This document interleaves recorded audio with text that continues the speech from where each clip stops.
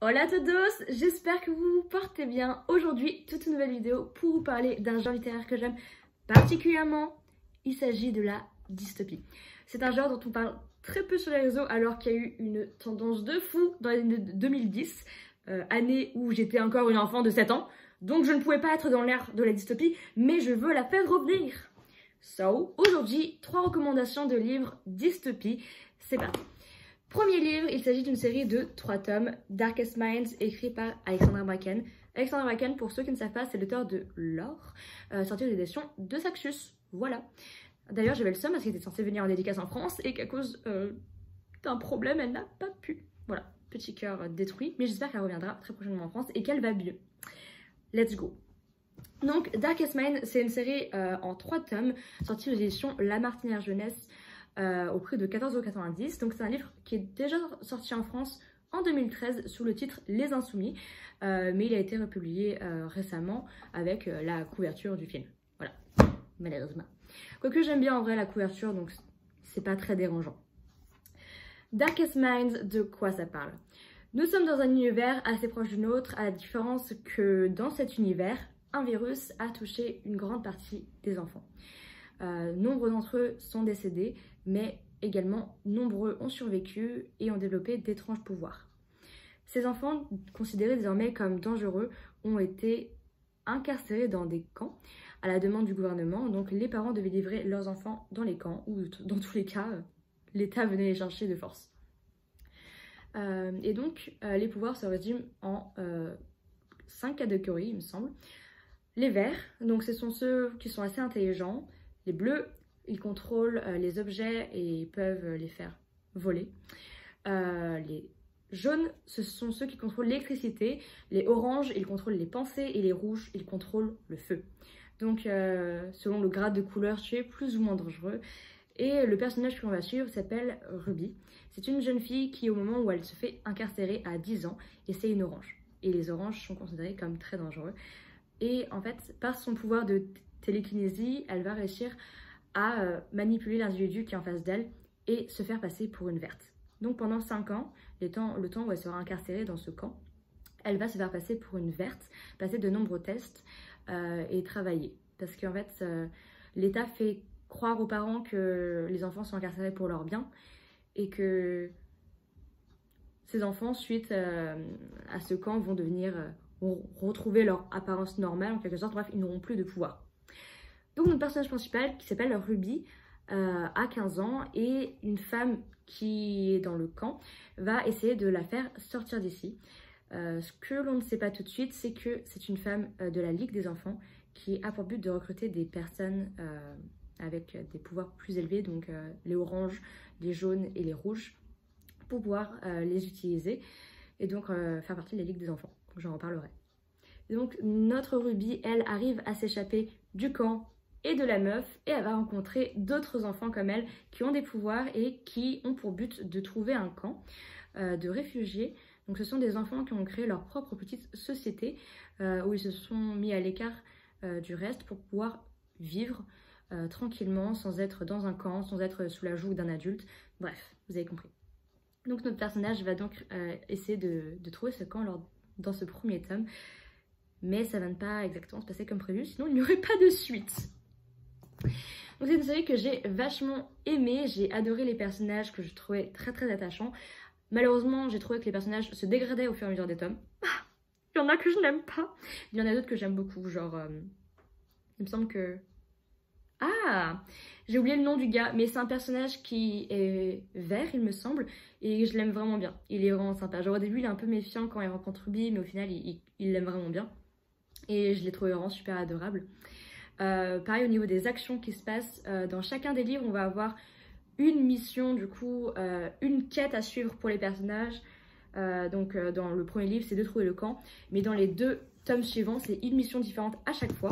Donc je trouve ça vachement cool, ça permettait de diversifier un petit peu les événements, de rencontrer de nouveaux personnages et de mettre un petit peu en conflit et de comprendre un petit peu le système de cette société. Donc vachement cool comme série, je vous la recommande. Série en 3 tomes, sortie il y a déjà un certain temps, donc vous pouvez vous le procurer d'occasion. Ce qui a été mon cas, je me suis procuré la série d'occasion sur Vinted, donc pour vraiment pas cher.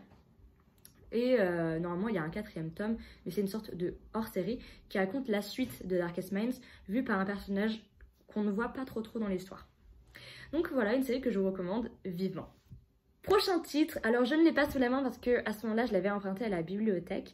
Il s'agit d'une série en 3 ou 4 tomes sous le nom de Les Fragmentés ou Unwired, écrit par Neil Chesterman. Neil Chesterman, c'est un auteur vachement connu pour sa série La Faucheuse. Mais moi, je l'ai connu avec Les Fragmentés et je pense que je préfère Les Fragmentés à La Faucheuse, navré. Les Fragmentés, c'est une histoire assez spéciale.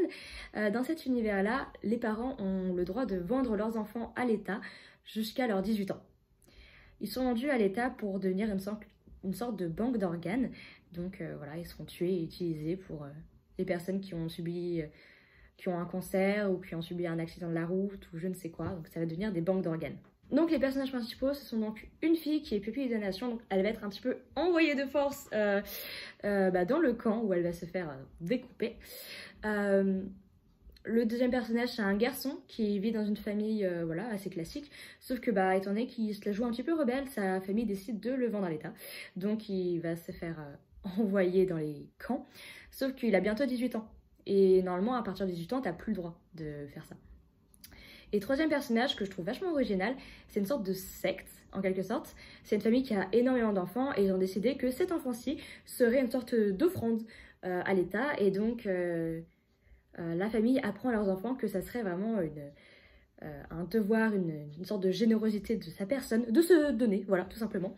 Donc, ce personnage est super content de se faire découper, il a trop hâte. Donc là, on va rencontrer ces 3 enfants qui vont se retrouver normalement dans le même bus, sauf qu'un accident va avoir lieu et ils vont s'en échapper, tous les 3. Sauf que y en a un qui a pas très envie de s'échapper parce qu'il a envie de se faire découper. Donc super histoire, vachement cool et hyper originale je trouve. Les personnages, eux, vont avoir comme but de trouver, pareil, une sorte de camp où se seraient réfugiés apparemment des enfants, moins de 18 ans du coup, qui eux aussi avaient été vendus par leurs parents et qui se seraient échappés. Donc leur but c'est de rejoindre ce camp-ci et par la suite de libérer les camps où seraient enfermés d'autres enfants. Donc voilà l'histoire un peu principale. J'avais vraiment beaucoup aimé les personnages et j'avais été très intriguée, comme je vous l'avais dit, par le personnage qui a envie de se faire découper parce qu'il comprend qu'en fait c'est pas cool de se faire découper. Mais il est vraiment cool, je trouve, ce personnage. Genre, il est un peu insupportable par moments, mais je le trouve super attachant aussi. Il y a un autre personnage hyper original. C'est un personnage... on sait pas trop comment le qualifier. En fait, c'est un individu qui a été créé à partir justement de différentes parties de corps des enfants. De plein d'enfants. Donc il va avoir sur son visage plein de types de peaux différentes, des yeux de différentes couleurs, des mains de... Je crois que c'est ça, c'est un truc dont je me rappelle, c'est qu'il a des mains de guitariste. Et c'est pour voir si le corps se rappelle de son ancienne vie et donc va agir en conséquence en mode il a des mains de guitariste donc il est censé pouvoir jouer la guitare. Voilà. Personnage assez original. Donc voilà une super histoire que j'avais découverte quand j'étais fin collège, début lycée, donc je me rappelle plus exactement des événements mais j'avais vachement accroché l'histoire. Peut-être qu'il y avait des passages un peu redondants et un peu longs parce que c'est vrai que une histoire en 3-4 tomes c'est vraiment long à suivre mais c'était vachement cool n'empêche. On passe au dernier livre, et pas des moindres, c'est un livre qui est peu connu, voire jamais connu, je l'ai jamais vu sur les réseaux. Il s'appelle Inhuman de Kate Foltz. C'est une auteure américaine, donc je la connais pas plus que ça, et c'est censé être une duologie. Quand je dis c'est que c'est censé être une duologie. Il est où le 2e tome, les éditions Milan là? Seul bémol de ce livre, gros bémol quand même, il n'y a pas de suite. C'est censé être une duologie, sauf que les éditions Milan ont remarqué que le livre n'a pas eu un très grand succès. Donc le tome 2 n'est jamais sorti en France traduit. Donc j'ai le seum. Parce que je ne connaîtrai sans doute jamais l'histoire, à moins que je lise en anglais. Mais même en anglais, il est difficile de se le procurer d'occasion. Pas cher. Donc je vous raconte quand même l'histoire. Qui sait, ça se trouve, vous aurez envie de le découvrir en même temps que moi. Moi je l'ai déjà vu en fait. Donc dans cet univers-ci, un peu pareil que nous, avec le Covid-19, il y a une sorte de virus, mais un peu plus hard quand même que nous, qui va toucher les animaux, je crois les plantes et les hommes. Ce virus, ça va te rendre sauvage. Mais genre sauvage. Il y a énormément d'animaux et de personnes qui sont décédées suite au fait qu'ils aient attrapé ce virus, mais une grande partie du coup ne l'ont pas attrapé et donc ont survécu et sont devenus sauvages. Et donc ça se passe aux États-Unis. Et donc la moitié des États-Unis a été coupée en deux par un énorme mur qui s'appelle Titan. Titan, ça sépare la zone habitable de la zone sauvage où se trouvent du coup plein d'animaux sauvages, dangereux et potentiellement des hommes aussi. Et notre personnage principal, elle s'appelle Lane. Et au début de l'histoire, elle participe à une soirée. Sauf que au bout d'un moment, à la soirée, il y a la police sanitaire qui débarque et qui viennent la récupérer. La flip totale. La police sanitaire qui débarque, ça veut dire qu'il y a un d'entre eux qui a potentiellement le virus. Donc ils viennent l'embarquer. Et en fait, elle comprend pas parce qu'elle se dit, mais j'ai jamais été en contact avec quelqu'un qui a potentiellement le virus, je comprends pas. Et en fait, elle se fait ramener à Titan. Et il y a une sorte de... Enfin, je crois que c'est la présidente de ce côté-ci de la vie qui va lui dire, écoute meuf, tu as une mission.